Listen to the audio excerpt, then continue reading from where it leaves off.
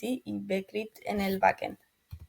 JWT o JSON Web Token es un estándar definido en el documento RFC 7519. En palabras simples, se trata de una forma segura de transmitir la identidad de un usuario entre dos partes, normalmente entre el cliente y el servidor.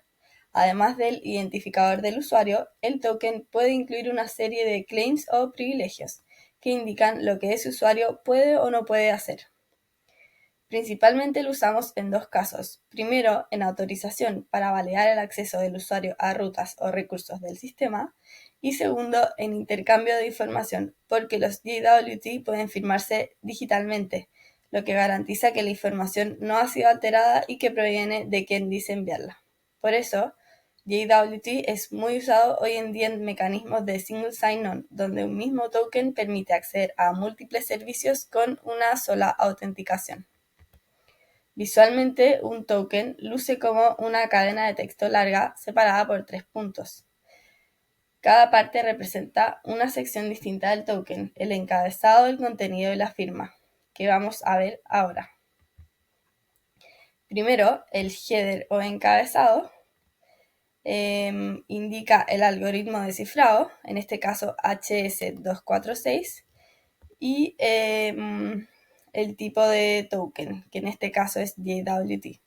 Luego está el cuerpo, que es el payload, que contiene la información del usuario y sus privilegios, además de otros datos que el servidor decide incluir. Por ejemplo, sub, en este caso podemos decir que es el ID de un usuario, el nombre del usuario, George White.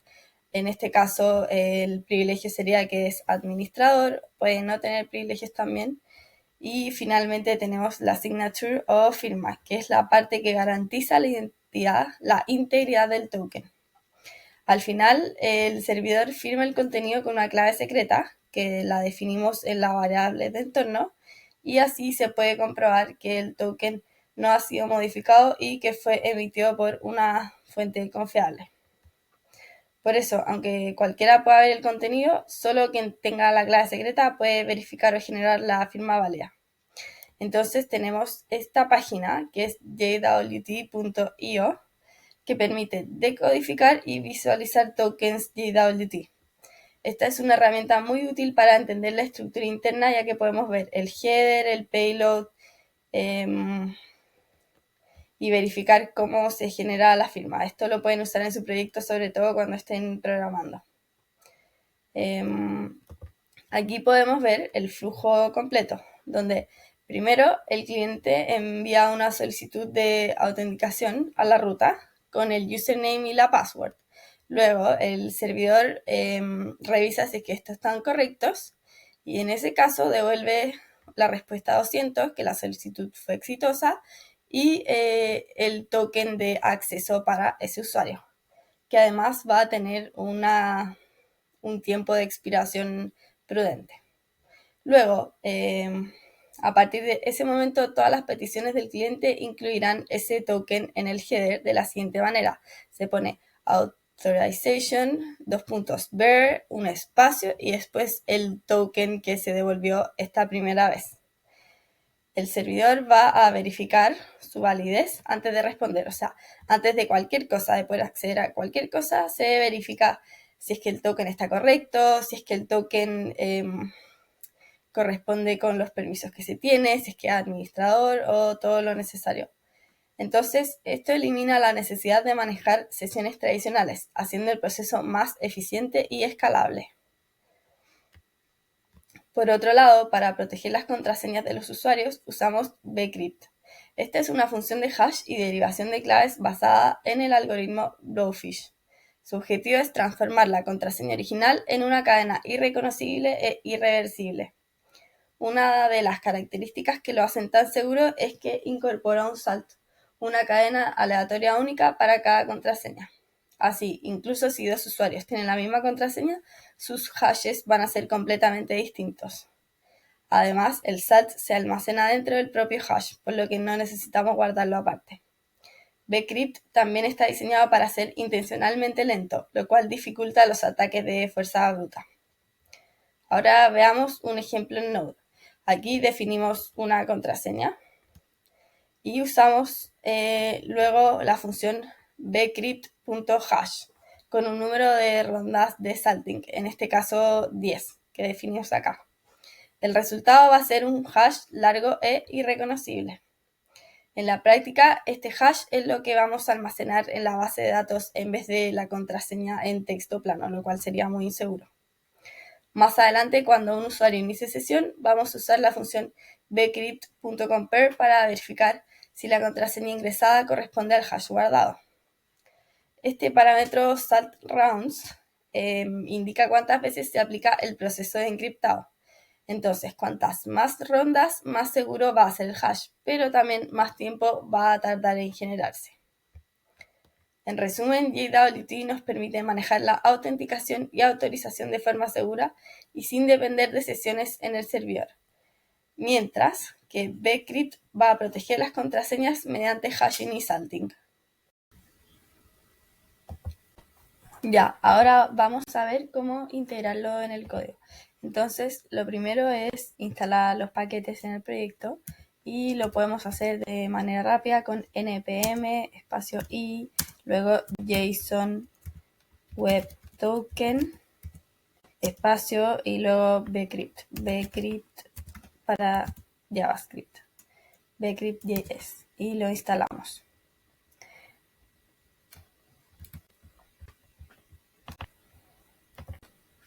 Ahora podemos ver que están los dos nuevos paquetes instalados y el siguiente paso sería actualizar nuestras variables de entorno con las nuevas variables.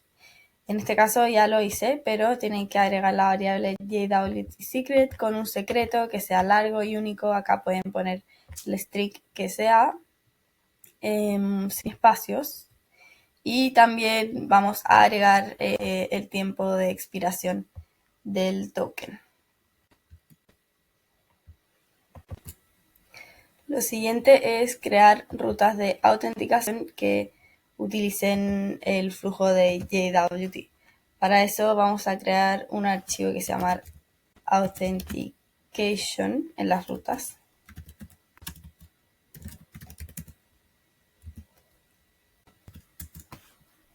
Y acá voy a pegar el código. En verdad, este código son las rutas bien parecidas a las que ya teníamos de register y login.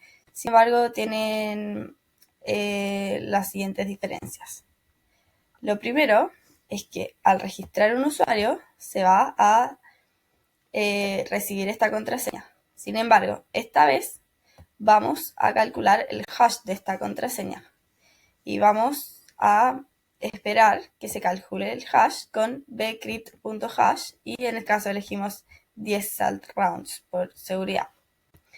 Y luego vamos a crear el usuario con la contraseña hasheada. Entonces esta sería la diferencia en términos de bcrypt.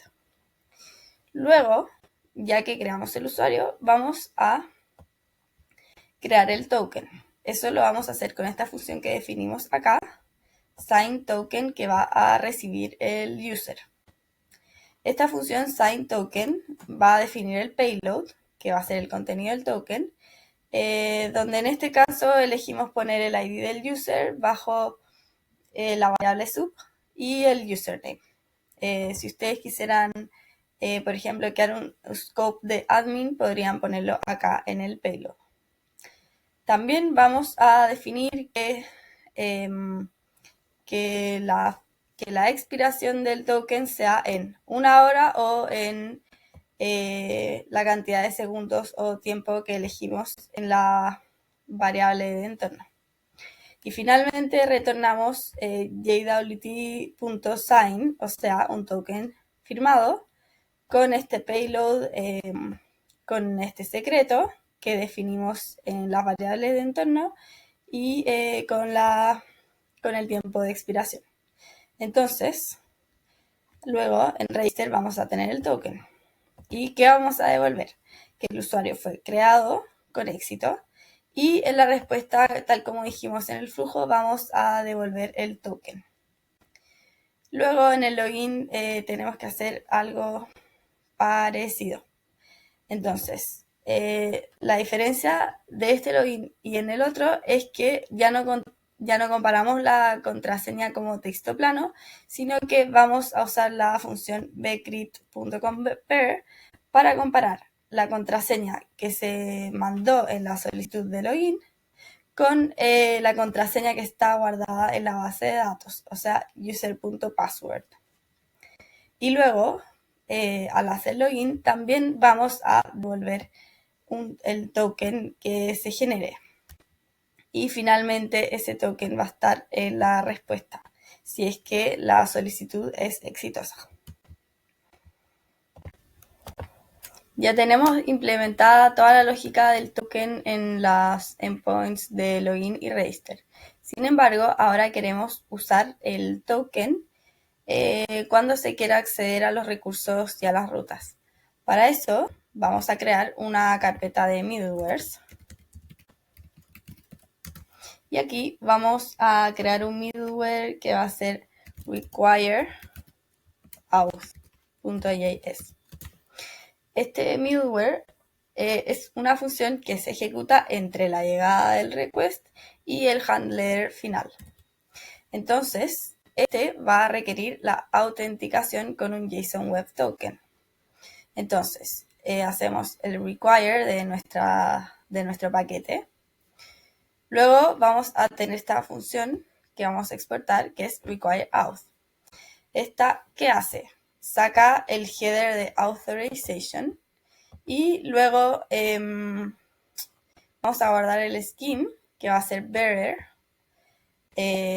como habíamos dicho antes, y luego el token va a ser lo que estaba después del espacio, por eso auth.split. Luego vamos a guardar el contenido o payload con la función jwt.verify, el token y el secreto, que habíamos dicho que era necesario para decodificar nuestro token y solo lo íbamos a tener nosotros. Eso era lo que lo iba a hacer seguro. Luego, gracias a eso, podemos tener el user de la request con el ID que es payload.sub, como lo definimos antes, y el username va a ser el payload.username. Y finalmente seguimos hacia el siguiente middleware o el siguiente paso. En resumen, lo que hace require auth es lee el header de la request, valida que venga como bear espacio token. Luego verifica el token con el JWT secret y si es válido inyecta en request.user los datos del usuario, en este caso el ID y el username, para que los controladores y las funciones lo usen. Y si falla, corta en 401 unauthorized, afirmando que el token está inválido o expirado. Al final, nunca tienen que confiar en los datos del cliente, sino que el único user ID válido es el que se va a obtener del token verificado, no el de la request al final. Lo siguiente es modificar nuestro app.js de la siguiente manera. Primero vamos a importar nuestro middleware, que era require auth con require. Después tenemos que importar las rutas de autenticación. Entonces definimos auth router require las rutas de autenticación. Estas rutas de user, que son las que teníamos acá, tenían el antiguo login y el register, que en este caso no los vamos a usar, así que lo vamos a comentar. Y no, de hecho lo vamos a borrar. Luego tenemos que usar las rutas, ¿cierto? Entonces lo vamos a descomentar aquí, app.use, en la ruta api/auth, y ahí vamos a usar las rutas de la autenticación. Nuevamente borramos las de users porque no las vamos a usar. Y lo último sería, finalmente, proteger nuestras rutas para acceder a las tasks con el token. Y para eso simplemente vamos a decidir proteger toda la ruta de tasks con require auth. y lo incluimos acá. Ahora que tenemos la ruta de tasks protegida, lo vamos a probar. Para eso vamos a correr nuestro backend como siempre con yarn dev y luego vamos a irnos a Postman. En este caso, primero vamos a probar la ruta de register, que era /api/out/register. Y en el body vamos a poner un username y su password. Vamos a mandar la request y vamos a ver que nos devolvió el token que vamos a copiar para usarlo después, que a su vez nos sirve para hacer login. Y nos devolvió los datos. Acuérdense que el user es de ID 9.